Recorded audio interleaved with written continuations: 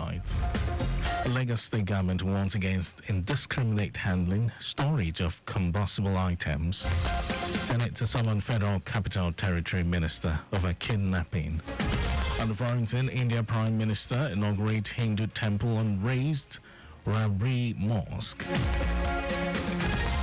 And in sports, FIFA president calls for match for feature in football racism. And now the details. I am Mike James.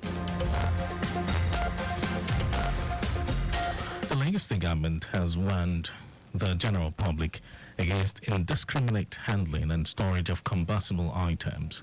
Commissioner for Special Duties and Intergovernmental Relations, Olugbenga Oyerinde, and Director General, Lagos State Safety Commission, Larry Mojola, in a joint statement, affirmed the commitment of Governor Babajide Sanwo-Olu's administration to the safety of lives and protection of citizenry, devoid of hazards.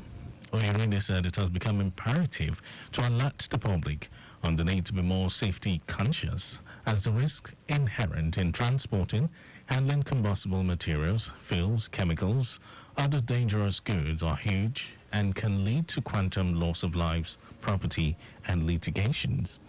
On the spot, Mojola said the value for lives cannot be quantified, and the Commission has commenced a Safety for You campaign aimed at making safety a priority for every Lagosian. He also said the campaign focuses on raising awareness and encouraging proactive safety measures in personal, occupational, and business contexts. Mojola urged the public to report stockpiles of any form of dangerous goods to 07000 Safety or to the nearest security agencies. In a bid to curb mounting environmental health concerns, the Lagos State government has sealed Okiafa Market, Isolo, and Katangwa Market, Abelegba, for violating waste disposal regulations and for sundry unhygienic practices around the markets, constituting grave environmental infractions. Commissioner for the Environment and Water Resources, Tokunbo Wahab, noted that the government's zero tolerance for waste initiative, which started last year, is still on course, stressing that any market or facility engaging in reckless waste disposal would be sanctioned. Wahab assured residents that the market would remain sealed until stringent hygiene and waste disposal measures were implemented and compliance maintained, stressing that the state government is totally committed to ensuring cleanliness in all parts of the metropolis. In his words, the Managing Director, CEO of the Lagos Waste Management Authority, Loma, Muyiwa Gbadigeshi, urged various market executives to always mobilize their members to abide by waste management regulations, including the use of the double Dino bins provided for markets and observance of hygienic habits in their activities. He warned that zero tolerance initiative will be pursued more vigorously this year, adding that markets that refuse to embrace basic and decent waste disposal practices would not escape sanctions.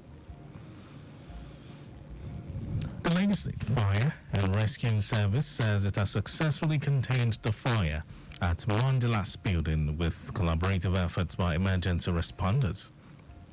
Its director, Margaret Adesheye, in a statement says the fire, which affected the second to seventh floors, originated from careless welding during the installation of a generator on the second floor intended to expand trading space. Adesheye says despite challenges with stacked goods and limited accessibility, responders curtailed the damage.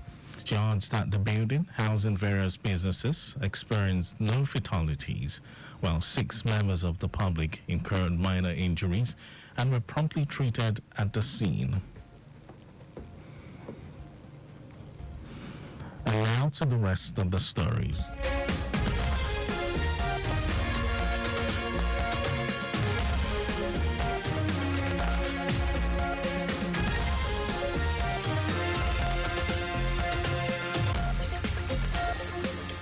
The senator representing the Federal Capital Territory, Ireti Kingbigwe, says the Senate will summon the Minister of FCT, Nyesom Wike, over the rising rate of insecurity in Abuja. Kigbe says the Senate will summon Wike and heads of security agencies over the spike in crimes in the nation's capital. Kigbe, who commanded the security agencies, adds that a lot needs to be done to tackle insecurity in the nation's capital.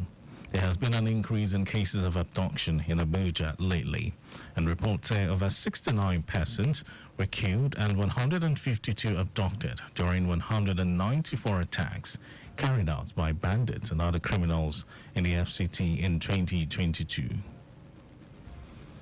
The Commandant General, Nigeria Security and Civil Defense Corps Hamid Audi, says the agency has averted over 48 attack attempts by bandits on schools nationwide. Audi says the newly implemented security strategies of the NSCDC will see a drastic reduction in the cases of school attacks by bandits. The NSCDC board says because schools are classified as critical infrastructure, the Corps was tasked to head the National Safe School Response Coordination Center to check the menace. According to him, bandits have attacked schools, students and teachers and destroyed schools' infrastructure to disorganize and cause devastating effect on the nation. Audi adds that in a view of this, the Corps had decided to engage members of the Nigeria Governors Forum during the first quarter to sensitize them on the need to establish security response centers in their states. And over to some foreign news. India's Prime Minister Narendra Modi has inaugurated a grand temple to Hindu god Ram in the flashpoint city of Ayodhya. The temple replaces a 16th century mosque raised by Hindu mobs in 1992. The demolition had sparked nationwide riots in which nearly 2,000 people died. Thousands of invited guests, including top film stars and cricketers, attended the event in Ayodhya.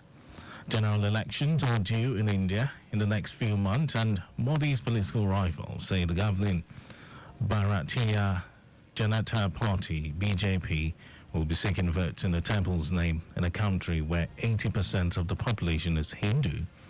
Critics have also accused the government of going overboard with what is essentially a religious celebration in a country which, according to its constitution, is secular. And over to sports news. FIFA President Gianni Infantino has called for the implementation of an automatic forfeiture of games for teams whose fans commit racist abuse.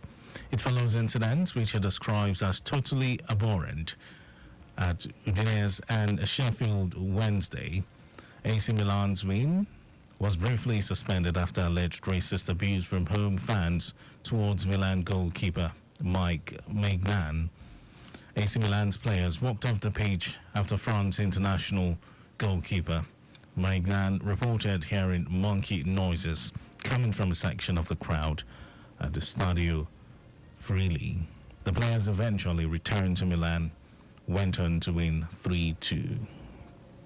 And that was our news at 12, but just before we go, ensure the registration mark on your vehicle is clear and visible at all times. You can follow us and like all our various social media platforms: X, formerly Twitter, Lagos Traffic 961, Instagram, Lagos Traffic Radio 961. Watch us live on Facebook, Lagos Traffic Radio 96.1 FM. And on YouTube, subscribe and watch all our previous programs and news on our channel, Traffic Radio 961.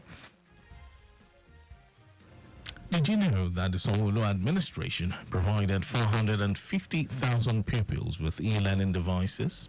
Well, you can always get more details on the Lagos State Government website. And to end the news, here are the highlights of the major stories.